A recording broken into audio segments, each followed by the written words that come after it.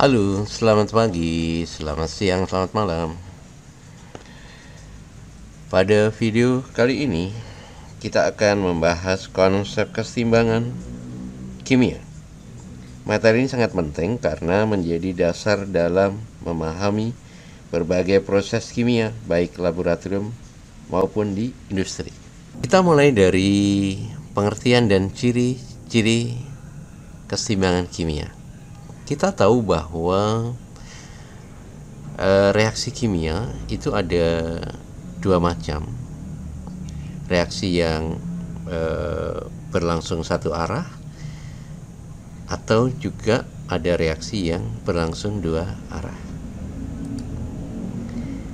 Bila dalam kimia terdapat reaksi yang berlangsung satu arah, reaksi ini dinamakan reaksi irreversible dan biasanya ditandai dengan tanda panah satu arah, ke kanan saja. Namun, ada juga reaksi yang dapat berlangsung dua arah yang disebut reaksi reversible. Tentunya ditandai dengan dua arah anak panah, ke kanan dan ke kiri. Nah, pada video kali ini saya ingin menampilkan beberapa jenis reaksi yang saya mulai dari reaksi yang bersifat irreversible, artinya reaksi itu tidak dapat balik. Reaksi yang tidak dapat balik. Oke, kita mulai dari reaksi yang pertama. Di sini ada reaksi antara CH4, wujudnya gas, direaksikan dengan O2, 2O2 dalam wujud gas. Kemudian menghasilkan CO2 dalam bentuk gas ditambah dengan 2H2O dalam bentuk gas. Kenapa reaksi ini irreversible? Ya, karena reaksi ini disajikan dalam tanda panah satu arah kalau kita melihat reaksi kimianya. Tapi ada alasan penting kenapa reaksi ini irreversible. Ini alasannya, bahwa pembakaran itu umumnya bersifat tidak dapat balik atau berlangsung dalam satu arah karena menghasilkan energi besar dan produk yang sangat stabil. Ini untuk reaksi ini diperlukan energi yang besar. Kemudian yang stabil itu apa? Yang stabil itu ya CO2-nya juga stabil, H2O-nya juga stabil. Sehingga tidak mungkin terjadi reaksi dari produk ke reaktan. Dan ingat, reaksi pembakaran selalu ditandai dengan reaksi itu melibatkan O2. Ya, melibatkan O2. Ini adalah contoh pertama, reaksi yang bersifat irreversible atau reaksi yang tidak dapat balik. Kemudian contoh reaksi yang kedua. Nah, ini ada reaksi antara HCl, wujudnya larutan, direaksikan dengan NaOH, wujudnya juga larutan, menghasilkan NaCl dalam bentuk larutan dan H2O dalam bentuk cairan, liquid.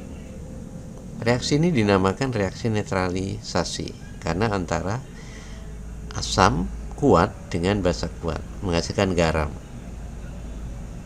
Nah, reaksi ini juga masuk dalam kategori reaksi irreversible atau reaksi yang tidak dapat balik karena NaCl dan H2O ini bersifat stabil.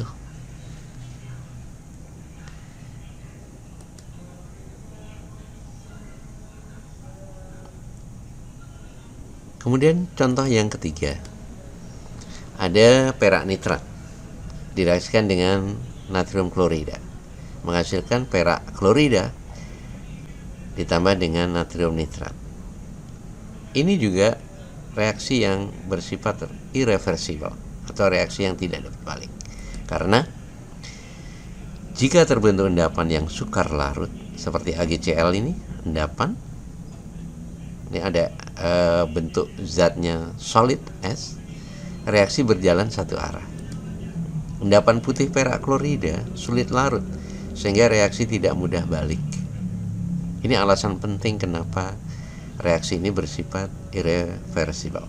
Kemudian Contoh berikutnya, antara besi padat wujudnya, kemudian bereaksi terkontaminasi dengan oksigen di sini, kemudian terkena juga air yang mengakibatkan terjadi perkaratan besi.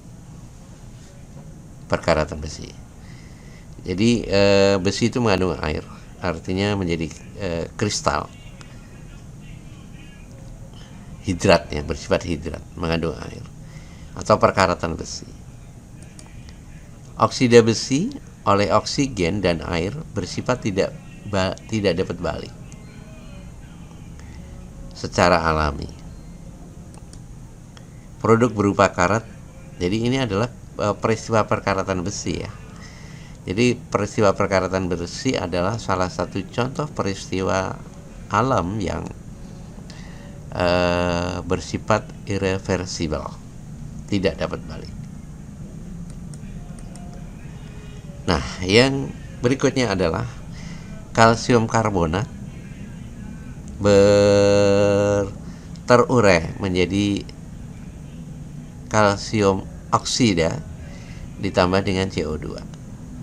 Ini juga reaksi yang irreversibel, walaupun dalam kondisi tertentu ini bisa menjadi reaksi yang reversibel, artinya dapat balik. Tetapi dalam kondisi yang tertentu, artinya pengelolaan sistem yang tertutup, kemudian suhu yang berlangsung rendah, kemudian tidak ada zat yang keluar, itu memungkinkan untuk terjadi reaksi reversibel. Tetapi kalau dalam kondisi terbuka, maka CaO3 ini akan terurai menjadi CaO dan CO2, dan CO2 akan terlepas ke udara yang tidak mungkin kembali menjadi CaCO3.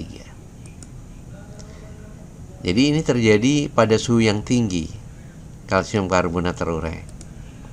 Kemudian gas CO2 yang terlepas menyebabkan reaksi sulit kembali ke kondisi awal tanpa perlakuan khusus. Nah, yang berikutnya ini ada beberapa produk reaksi yang kemungkinan besar itu tidak dapat balik, disebabkan karena jenis senyawanya dan alasan kestabilan. Contoh misalnya air.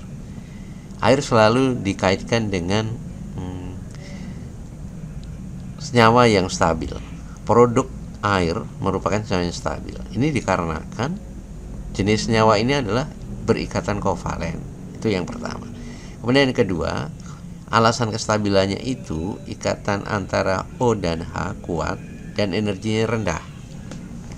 Kemudian yang kedua, karbon dioksida, CO2. Ini jenis senyawa yang berikatan kovalen. Kemudian alasan kestabilannya, ikatan rangkap C dengan O itu rangkap 2 yang kuat dan struktur linear stabil. Kemudian natrium klorida, NaCl. Jenis senyawa dari natrium klorida adalah ionik. Kemudian alasan kestabilannya, energi Kisi tinggi dan dalam kristal. Kemudian perak klorida, AgCl. Ini juga jenis senyawanya ionik. Kemudian produknya adalah, di produk dia berupa endapan.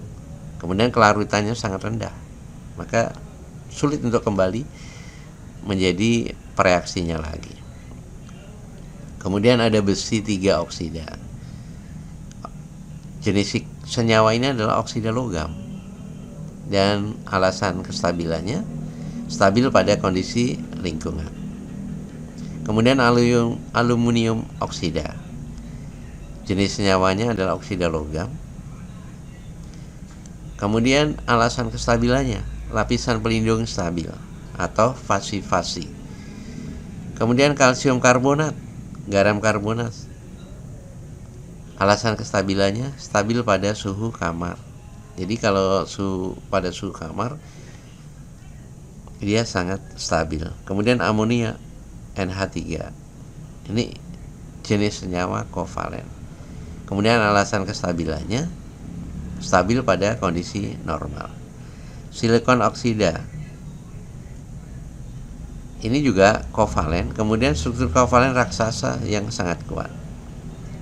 Kemudian MgO, magnesium oksida, oksida logam, energi kisinya yang tinggi, itu yang menjadi alasan kestabilannya. Nah, itu adalah beberapa contoh dari produk reaksi yang punya kestabilan yang tidak memungkinkan untuk kembali menjadi pereaksi. Maka ketika reaksi kimia itu menghasilkan produk reaksi yang tersebut dalam tabel ini, maka kemungkinan besar reaksi itu berlangsung dalam satu arah atau irreversible. Reaksi irreversible itu terjadi jika satu, reaksi berlangsung satu arah, itu udah pasti. Kemudian yang kedua, tidak mencapai keseimbangan dinamis karena antara tidak ada arah balik, sehingga tidak ada laju ke kiri lagi, yang ada adalah laju ke kanan, sehingga tidak tercapai keseimbangan. Karena keseimbangan itu tercapai jika laju terbentuknya produk sama dengan laju terurainya kembali menjadi pereaksi, produk menjadi pereaksi. Kemudian yang ketiga, produk sangat stabil. Jadi produk yang sangat stabil, produk apa saja yang stabil, yang tadi sama-sama kita lihat, saya sebutkan di tabel. Kemudian yang keempat, ada zat yang keluar dari sistem. Jadi sistem itu dalam kondisi terbuka, tidak tertutup. Maka syarat utama dari reversible ya harus tertutup, tidak terbuka. Kemudian yang terakhir, yang kelima, dipengaruhi oleh kondisi sistem. Jadi reaksi irreversible adalah reaksi yang secara praktis hanya berlangsung satu arah karena produk sangat stabil atau keluar dari sistem, sehingga tidak terbentuk kesetimbangan.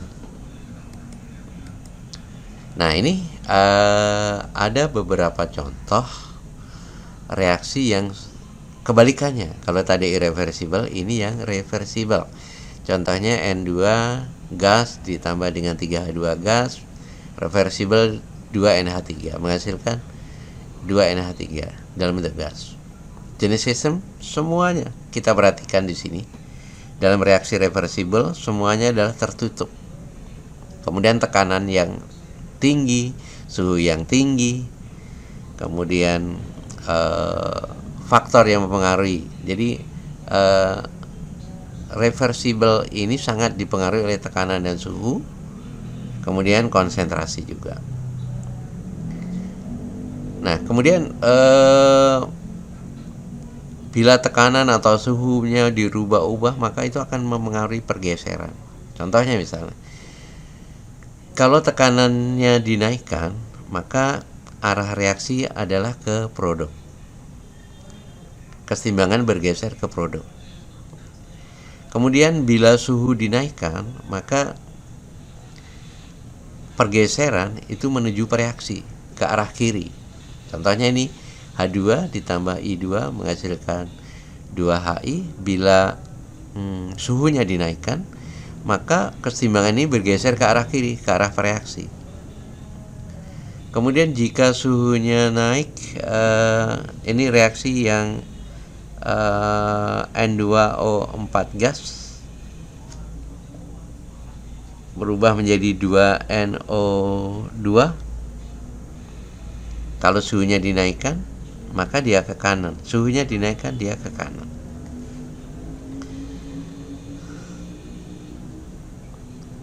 Kemudian yang keempat, ada asam asetat, kemudian direaksikan dengan etanol menghasilkan ester plus H2O. Nah, faktor yang mempengaruhi misalnya konsentrasi. Bila airnya dikurangi, produk airnya dikurangi, maka keseimbangannya bergeser ke kanan. Jadi kalau konsentrasi mana yang dikurangin, yang dikurangi malah keseimbangan itu bergeser ke arah yang dikurangin. Kalau ditambah, dia menjauh dari yang ditambah, kebalikannya. Reaksi reversibel terjadi jika sistem tertutup. Kemudian yang kedua, produk tidak ada yang keluar. Karena tertutup maka tidak ada yang keluar. Kemudian ketiga, energi memungkinkan reaksi balik. Jadi energinya cukup untuk melakukan reaksi balik. Maka reversibel itu energinya sangat besar. Kemudian yang keempat, dapat mencapai kesetimbangan dinamis. Artinya, kesetimbangan dinamis ini laju ke arah produk sama dengan laju ke arah reaksi.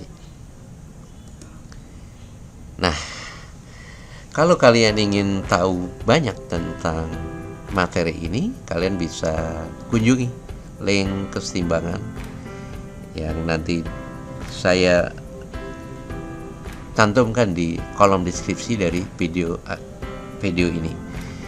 Itu saja mungkin apa yang saya bahas di video kali ini.